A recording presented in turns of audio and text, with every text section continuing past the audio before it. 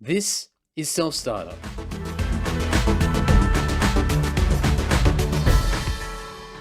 Hello. Welcome to Self-Starter, a podcast that highlights small business owners, the self-employed and freelancers who have taken the plunge to create their own desirable lifestyle. My name is Andy Dowling. I'm also the host of the Andy Social Podcast. I play bass in the Australian metal band Lord, and I'm a dispute resolution specialist. So lots of different things there. You can follow me on Instagram, Twitter, and Facebook by searching at Andy Dowling, or alternatively, you can go to selfstarter.com.au where you can find links and resources, not only for this podcast, but anything that's related to the self-employment world. So make sure you go over there and check it all out. This episode, I speak with Johny, the owner of Grow Hard Garden Centre in Bomaderry. Who would have thought a garden centre would be interesting? Not me, ignorant old me anyway. So Johnny's been doing great things in the short space of time that Grow Hard's been up in operation. They've only been operating for the past several months, but leaps and bounds. They've done so much. Now, there's so many great takeaways from this. It's a fantastic story. I'll leave Johny do all the explaining and run through it all in the episode, but I will highlight a number of key points at the end of this episode itself. You can check out Grow Hard Garden Centre by going to growhardnurseries.com.au, or if you're on Facebook, go to facebook.com/growhardbomaderry. Heaps of great content online. Johny is a bit of a whiz when it comes to social media and online presence, and we'll touch on that quite a bit in this episode. But enough of me. Please enjoy this episode with Johny of Grow Hard Garden Centre in Bomaderry. Okay, well, thank you very much for having me here. Beautiful day. The sun's come out. Yeah, mate, it's a pleasure. I tell you what, it's a nice breath of fresh air for us actually to have a bit of rain. Yep. You know, cleanse the air for everyone and certainly make it, a little bit more enjoyable in the garden when you're not so stressed about the moisture in plants and things grow a little bit easier. So. Absolutely. So for the listeners that'll be tuning into this, you just want to give yourself a brief introduction and what you do and what your business is as well? Yeah, so my name's Johny Vynes. I'm 28 years old. I've worked in horticulture for 16 years of my life. Yep. And recently just opened the Grow Hard Garden Centre in Bomaderry, Worthington Way, which is just off Bowlong Road car wash there. So we've been open 15 weeks now. It's been 3 years in the planning. Yep. So for people that come and they say, "Oh, you haven't been here long," but in the background is where it's all built. Yep.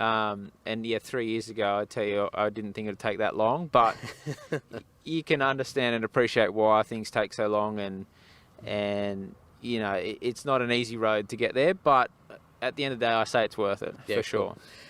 So you said horticulture before. What were you doing before, I guess, the plan to kick into this? So you said it's 3 years in the making. What were you actually doing beforehand? Yeah, so I had I've worked in garden centres my whole life. Been in horticulture and mainly retail garden centres and landscape design. But started out in the nursery, veggie patch as a kid, I guess. Yeah. And and then in a garden centre all that time, pretty much. Obviously the local knowledge here, a couple of garden centres have closed down. Yep. So I was at the Plants Plus on the highway, and they've closed down. I was, kind of in a management role up there, helping, with the functioning of the business. And I guess that really set me up well, Yep. For this place. So I was up there for 11 years, and then, another nursery prior to that for 3 years. And then following on from those, kind of in the planning stage of this as well, I was doing a lot of landscape design. Yep. And, consulting with design work as well. So, when you look back on it, you kind of think, oh, those dots join up a fair bit, and, the management of the nursery and then designing and building it. Yep. And I guess it was kind of opportunity when they started, I didn't know about the other one at South Now, the Yard and Garden closing down. Yep. But, it was opportunity to buy them out, and it didn't go that way. He wasn't quite ready to make that plunge. So I would have happily stepped into that business rather than start this from scratch. Mm-hmm. But I think at the end of the day, you learn a lot more just doing it completely from scratch. It's totally your own. We went through the whole set out of this place in the functioning of it, the layout, where we put stock, where we put ponds, where we put irrigation lines. And, when you walk into somebody else's business, that's already done for you. So we totally started from scratch. It was... I knew a fair bit about the industry, but I I found out a hell of a lot more that I didn't even know. So you can't be naive to that. Oh, absolutely. But did you, I mean, just from what you said, it sounds like there wasn't a light bulb moment, so to speak. It was just a gradual sort of thing as different things changed in the area and businesses were shutting down, that you sort of gradually moved towards this thing where, well, everything's lining up. I should actually take that plunge and create something myself instead of just moving from another existing business around the place. Or was there a light bulb moment where you sort of just sat somewhere and had an epiphany where you thought, oh, I need to create my own thing? If life was that simple, I think everyone would take the plunge. That's right. It's one of those things. I have to be very honest with you in this, in that it was never a light bulb moment. No, it did not hit me. It did not say to me, this is going to be easy, this is going to be fun, this is going to be... It was something that kind of underlyingly inside me said, this is an opportunity. You are more than capable of achieving this. Yep. You know, you're well educated in the industry. You kind of know how to function with this business. And at the end of the day, what there was opportunity. I was actually, truth be told, I was about to buy an apartment. So I was looking at property at the time. I was a young guy, I had a bit of cash, and I go, you know what, I'm going to get into real estate market. That's, you know, where I wanted to go at the time.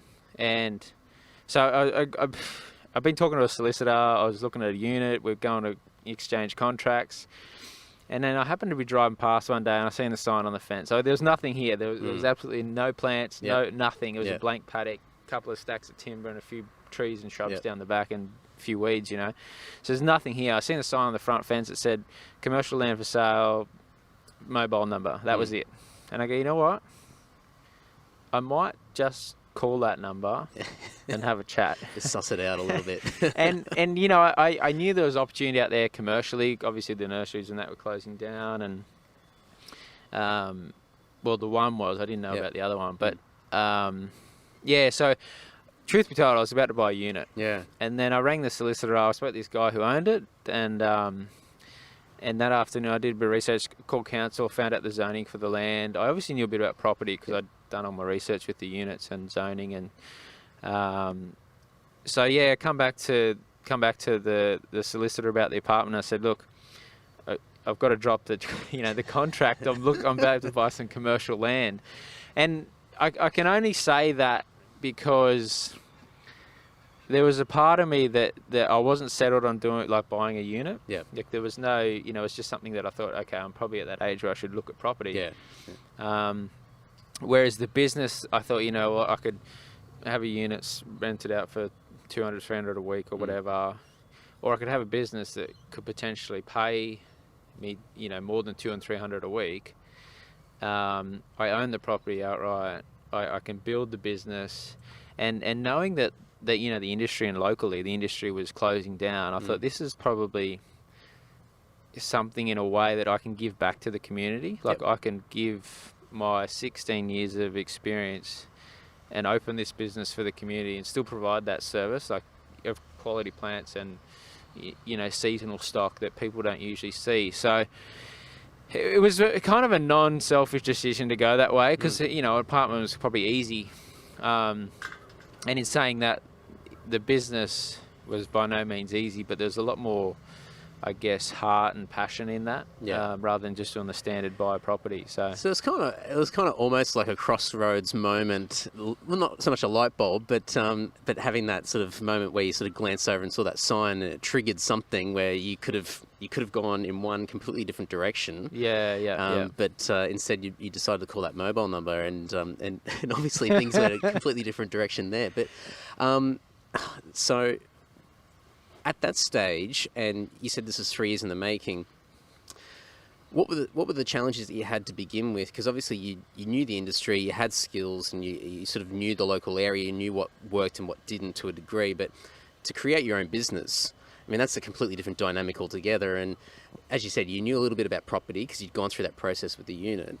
So you had that up your sleeve, but I mean, what were the challenges that you had straight up that you just went, oh my God, like I had no idea that I had to do this? Or what were some of the fears that you had when you had to sort of take those next steps? Yeah, there's so many. And it was kind of coincidental. I guess I'd been from a wakeboarding background, so I've done state titles and nationals wakeboarding, and talked to a lot of sponsors about business exchange, like on that level. And I started thinking as like more of an athlete point of view, I need to learn a bit more about business to negotiate these contracts that I'm doing with sponsors. And so I was doing a lot of business education and boot camps, and that was like up in Wollongong and Sydney. So I was going to these boot camp courses for business. And I can tell you now, I can definitely recommend it and say that a lot of my success now is contributed from those boot camps, from the people you meet, from the lessons you learn. There's a lot of mistakes out there that you can make. Yeah. And I think if you can watch people make them rather than you go and make it, learn from others. It saves you a lot of time and energy. So, and I think in today's modern technology, there is so much opportunity out there, like so much opportunity that there's business opportunities everywhere to be self-employed. The technology is amazing. It's just I think there's a lot of opportunity out there. So the boot camps for me were a really good kind of platform to learn. And that's kind of my style of learning, to be hands-on, first-hand, witnessing, seeing, talking. The practical side of things. Yeah, totally. So that really sat well with me, and I just would jump straight into that for probably 3 or 4 years before I even really had a decent crack at business. But in short, like I went from my wakeboarding, I was doing the landscape design consulting, I was doing wakeboard coaching as well.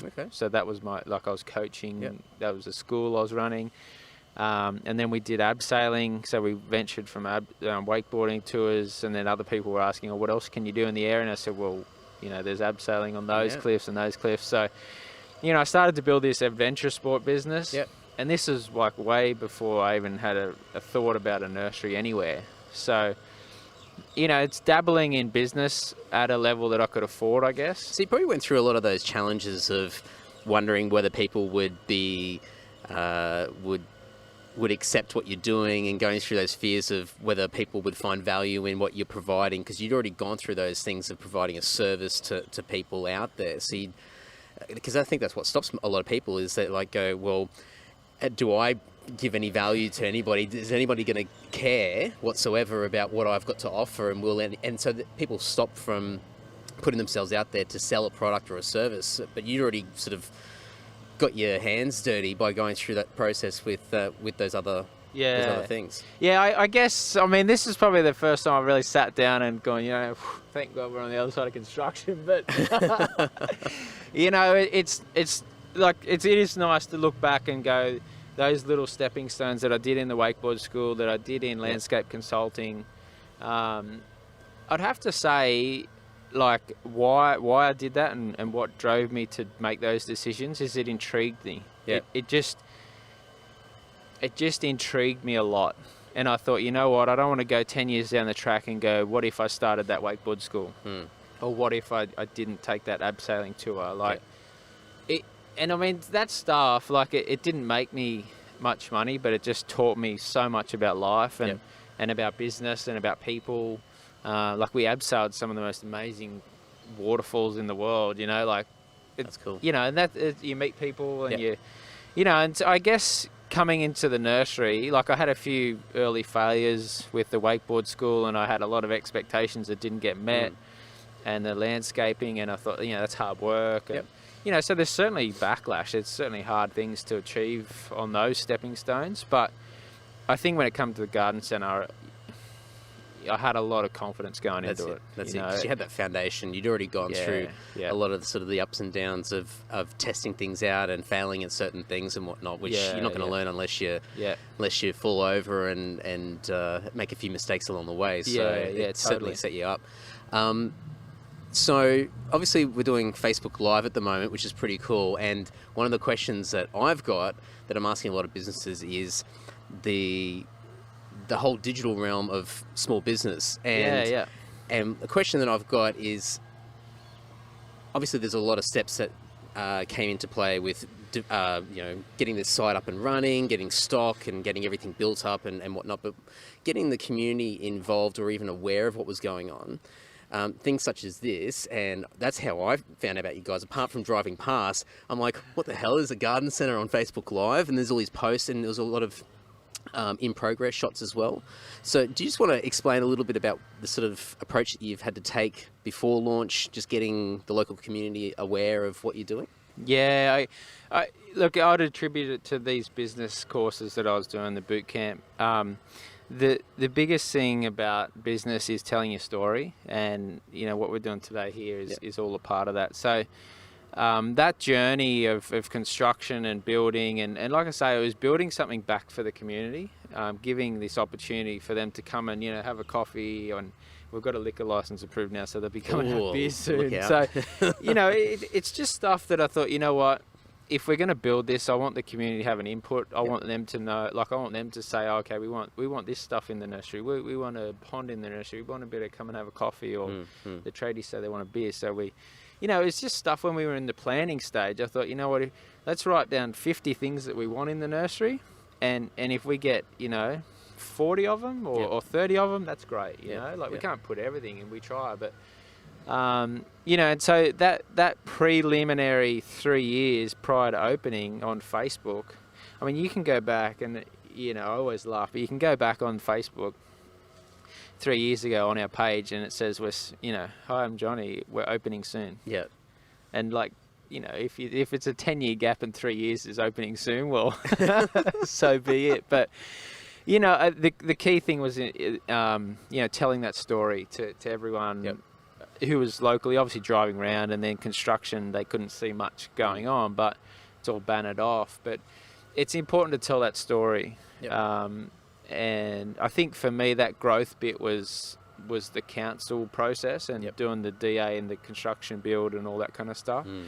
The planning, the consultancy, engineers, obviously the shipping container construction's totally new for this area.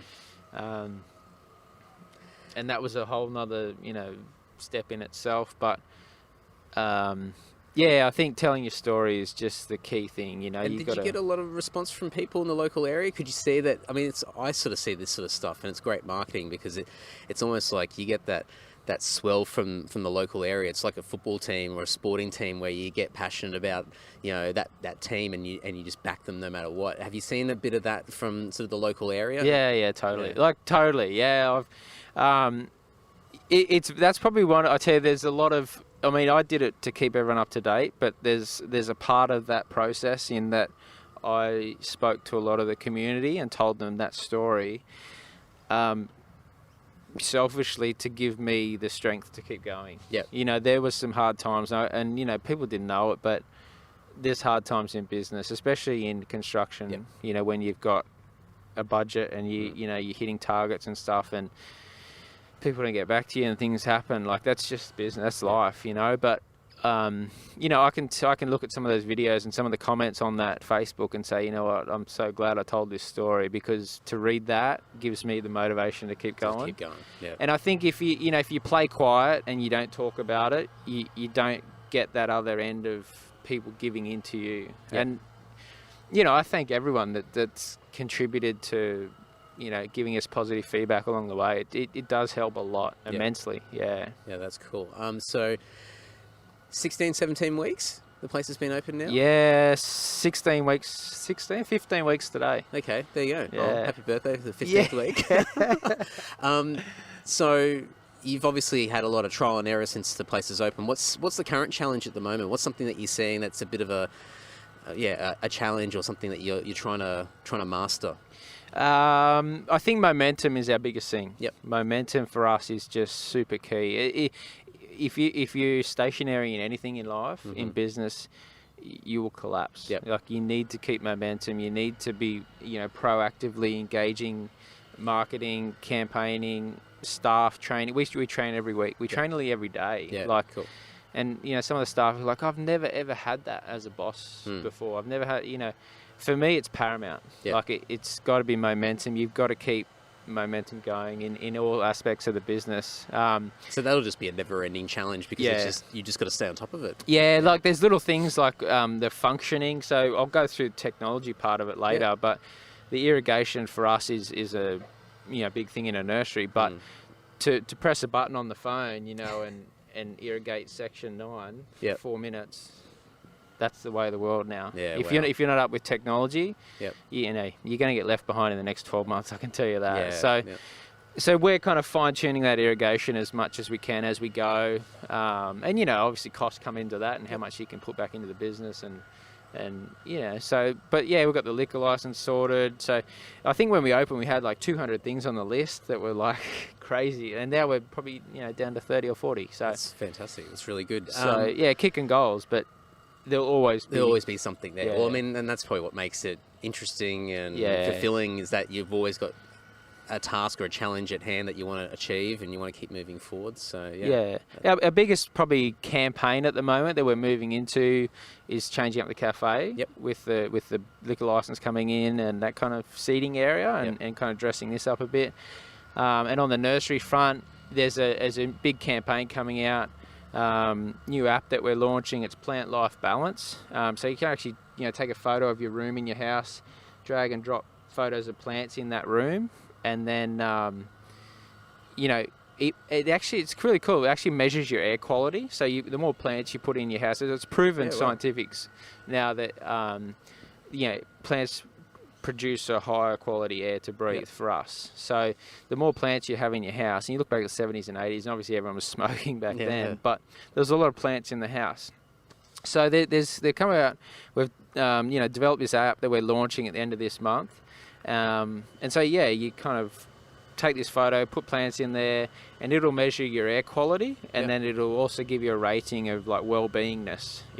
And what that is, it's still a scientific thing, but it says, you know, overall, if you're in this room space, your air quality is, you know, purified by this amount of plants and the carbon outtake and all that kind of stuff, and therefore your well-being, so your overall you know, well-being and feeling good, your blood's kind of, you know, vitality is quite high and stuff like that, you know, and you feel quite good in that airspace. So that we launched that end of this month, and so as far as the nursery, we want to try and, you know, progress a few room spaces that we can landscape, change them up, and you know, educate and help people make that choice to make their air quality better at home. That's a big investment, not only in time but money as well, to get something like that up and running. So, and that's pretty innovative for, I guess, your traditional garden centre nursery that, you know, people stereotypically would think of what one is, like, oh, just rock up, you buy a few plants and off you go. But it's so much more than that, and you're obviously moving in a direction where it's not just a place to purchase products, but it's an educational resource. It's a place to come to get educated and learn a lot more, not just about what you sell, but just quality of life, well-being and whatnot. So there's, I mean, so many opportunities there. It sounds really exciting. Yeah, look, it's the way of the world. I can tell you now, like, technology blows me away. In the last 5 years, last 2 years, you know, it's phenomenal the way the world's going. And I think for a lot of younger guys out there that, you know, I didn't necessarily knew what I wanted to do when I was finishing school and anything like that. But if you're willing to try anything, you know, it'll take you places. The technology just backs you now. Like, it just keeps encouraging you. Like, it's handed to you. That's it. Absolutely. It's at your fingertips. And it's only for those who want to take it. Yeah. Like, it's all choice, and you either get the confidence and step up and have a crack, or you don't. And a lot of the times, the worst case, well, it's as simple as that. And the worst case scenario sometimes is just that it doesn't work, and that's it. Yeah. You just go back to what you're doing before, or you keep moving ahead and try the next thing. And that's a big stumbling block for a lot of people, because they worry that it's not going to work. But 9 times out of 10, it doesn't work. No. But that one time it does work, it makes the rest of it all worthwhile. So it's pretty exciting. I mean, that's progress in life. You know, like there's no. You know, give all your energy and you lose all that energy. Yeah. You know, it doesn't happen like that. You give energy, you never lose it. Like, you always learn from it. Yeah. You've always just educated yourself.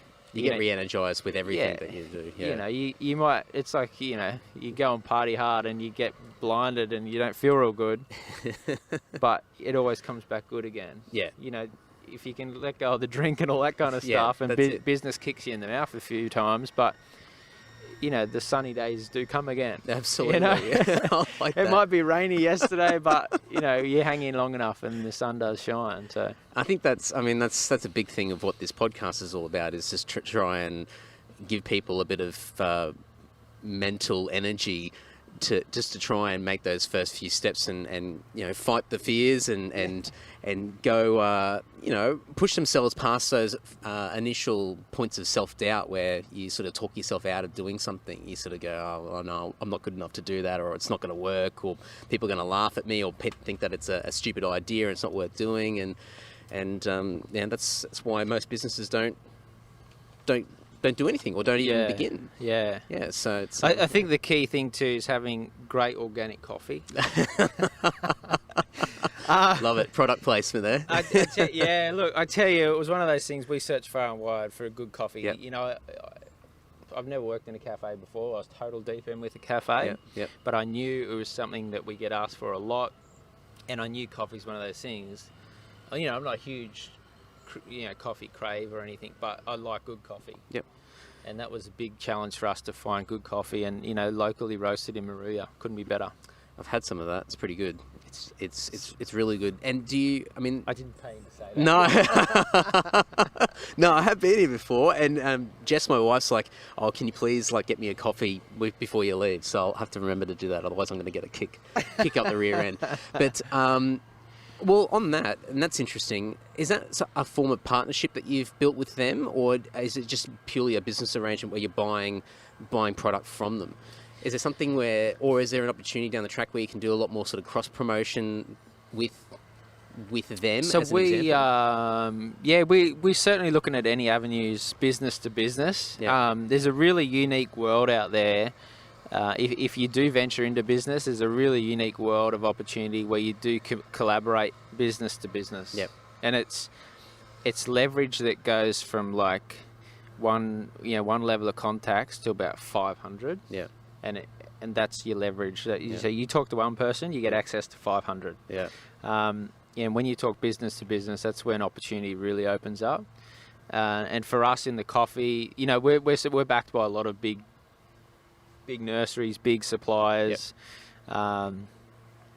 And they think, oh, here's this new kid on the block. Some didn't know I'd been around the industry for quite a while, but to open up with a bit of confidence and not look back. Yeah. It's only because I'm backed by really strong companies like the guys in Maruya Coffee Co. and South Coast Beverages, who this is distributed through. So we hooked up our whole cafes pretty much come through those guys. That's cool. Drinks, fridges, coffee machines. They kind of guide us as well. Really good advice on what works, what doesn't work, what we can use, what we can try. Yep. And business to business world is a whole nother level for me. It's a great opportunity. And I think once you take that leap and people see that you've committed to your own business, people can appreciate that and they talk to you on a different level. Yeah, definitely. Well, I'm conscious of the time, but I think we might have to do another catch up later on down the track when you're really, really deep into this, because it's still new. I mean, you're only a few weeks in, 15 weeks again. So it'd be cool to find out what's changed. And as you said, like with the app and with the licensing and all these other things that are coming and are in the pipeline, even in like a few months' time, let alone a few years' time, it's going to be pretty crazy to see what you're doing, because you're certainly thinking a lot more proactive rather than reactive of just selling goods. Look, man, it'd be great to catch up and like for everyone that's following us on Facebook, that journey will always be there. Yep. That online story will always be there. I've got my own visions and what I think the industry should be in the future, and where the way of the future and how we educate customers, and everything from how to look after your citrus tree, how to grow flowers, just simple stuff. But I think there's a really big gap in the industry from where it has been, typically an older generation business model. There's not a lot of young guys in this industry. And I can tell you now that with technology, it's going to revolutionise this industry. It's an amazing opportunity with a lot of businesses now. Yep. But for the horticulture and nursery industry, it's something we're always going to need plants. Yep. If we start getting rid of plants, Well, we're in trouble. we're in big trouble, okay? And the way that we produce those plants to the world Yep. is, it's an amazing opportunity, really. So the education thing is crucial in how people care for it, look after it, all that kind of stuff. I mean, global warming or not, we're going to need trees. Absolutely. Oh, definitely. Absolutely. And it's only getting, with the population demand and growth on development, going back to the apartment scenario where this density of housing is becoming more and more prevalent, more and more trees are getting cut down. Yep. There's going to be a buffering point where we're going to say, hang on, we need to outbalance what we're actually doing here. And, I'm not saying we don't need development. I'm all for development for sure. We need to put that infrastructure in place to help sustain the population, but we need to do it sustainably. There's a balance that's needed. So that's, a sustainable approach and the, greener future of the place. I think the industry is in good hands. It's pretty exciting. And there's, a lot of opportunity out there. So that's cool. Well, Johnny, thank you very much. Pleasure, mate. Pleasure. Thank you. Thanks, folks. If you want to reach out to Johnny, you can do so by going to growhardnurseries.com.au, or you can go to facebook.com/growhardbomaderry. As always, you can go to selfstarter.com.au and check out the show notes. I'll dump everything over there, and no doubt there'll be a bunch of additional content that will come out of this awesome episode. I got heaps out of this. I'll try and keep it short and sweet, but there was 5 key things that I got out of this episode. And if you did get anything in particular out of this and really enjoyed it, I'd love to hear from you. I'd love to get your feedback. But these 5 things, I'll try and keep it really efficient for you guys. The first one was Johnny's emphasis on telling a story. I thought it was absolutely genius that he began to build the story before the launch of his business.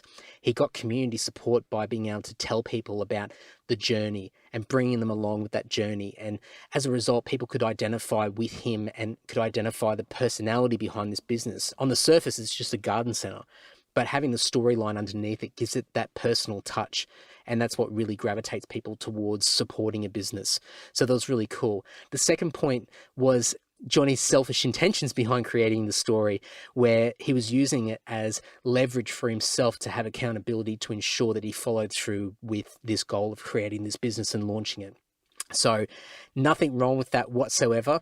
And that was a bonus of not only getting community support, but also for him to keep him driven and motivated to ensure that he followed through with it. So putting himself out there publicly can be a really daunting and vulnerable thing to do, but it can also have great benefits by ensuring that you follow through and make sure that everything ends up happening.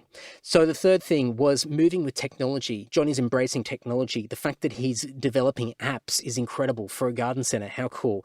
His irrigation systems, everything that is, state of the art when it comes to horticulture, he's embracing it and trying to be innovative. And it's not just about selling plants or selling potting mix or, just getting people in to do the basics when it comes to a garden center. He is trying to be state of the art. And I think that's going to separate him from a lot of other businesses in the area. And that's really, really cool and really interesting.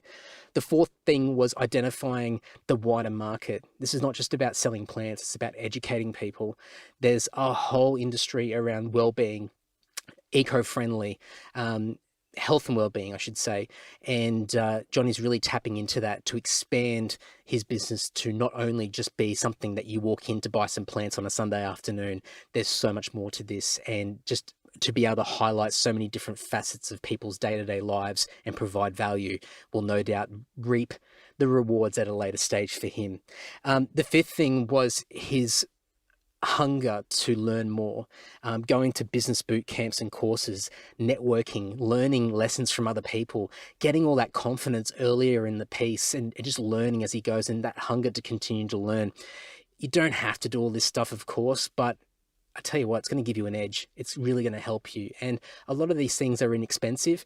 A lot of the stuff you can do online, but the face-to-face stuff is amazing as well. So another thing to really sort of think about if you are in the infancy stages of launching your business. So heaps of things there. As always, selfstarter.com.au. If you go over there, I'm going to have a bunch of stuff. I have a feeling that I'm going to be doing quite a bit more with Johny in the future. He has got a lot of value to add, and I'd love to be able to get a lot more insights from him and learn about his journey as he continues to build his little empire there in Bomaderry. Very cool. All right, guys, I'm going to wrap it up. Selfstarter.com.au. As always, we'll see you in a fortnight with the next episode. But in the meantime, I'd love to hear from you. I'd love to get your feedback. But thank you so much for the support that you've given so far. Until next episode, ta-ta.